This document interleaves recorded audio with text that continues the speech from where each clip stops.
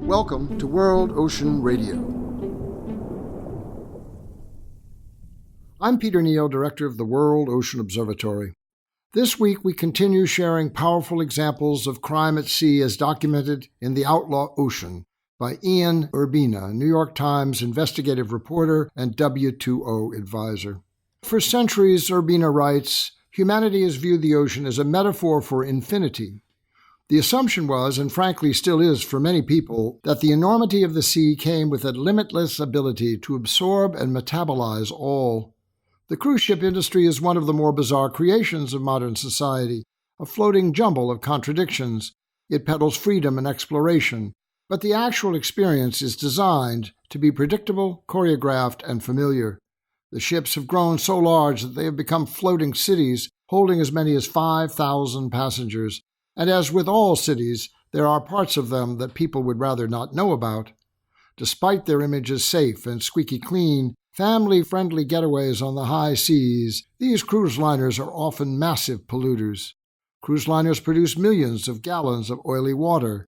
This is runoff of lubricants and leaks that drip from the ship's many diesel generators, air compressors, main propulsion engines, and other machines that drain into the ship's bilge tanks. Other liquid wastes accumulate too. Blackwater refers to sewage from hundreds of toilet flushings day in and day out. Gray water comes from washing dishes and clothing, or from slimy food scraps and grease from the ship's galleys and restaurants. Some of these liquids can be released into the ocean after light treatment, but ship engineers are responsible for ensuring that none of the nastiest fluids get discharged. Sometimes, though, these engineers and their companies resort to magic pipes to make those fluids disappear, unquote.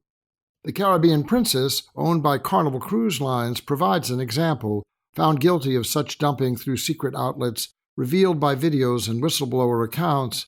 In 2016, prosecutors affirmed the facts, and a U.S. federal judge found Carnival had high consciousness of guilt and levied a $40 million fine. Urbina writes, 100 years ago, what happened on the Caribbean Princess would have been a non-issue. The practice of ships dumping oil and other waste at sea was perfectly legal for most of maritime history. And dump we did. After World War II, Russia, the UK, and the United States loaded about 1 million tons of unexploded mustard gas bombs and other chemical munitions onto ships, which were dispatched offshore to scuttle the material overboard. Well into the 20th century, the rhyming mantra among scientists was, dilution is the solution for pollution. As a result, the more toxic the waste, the more likely the ocean would be its final resting place. More than a dozen countries dumped nuclear sludge and unwanted reactors, several still containing radioactive fuel, into the Arctic, the North Atlantic, Southeast Asia, and off the coast of Africa. And yet, for all the detritus pitched overboard, the worst ocean pollution gets there by air or directly from land. Trash blown from streets and landfills ends up first in inland waterways before making its way downstream to the sea. Much of the rubbish is made of plastic. Quote, airborne pollution is a less visible but even more destructive form of dumping. Over the past 2 centuries, the concentration of mercury in the top 300 feet of the ocean has tripled because of human activity, especially the burning of coal. Likewise, carbon dioxide levels in the air have risen 25% since 1958.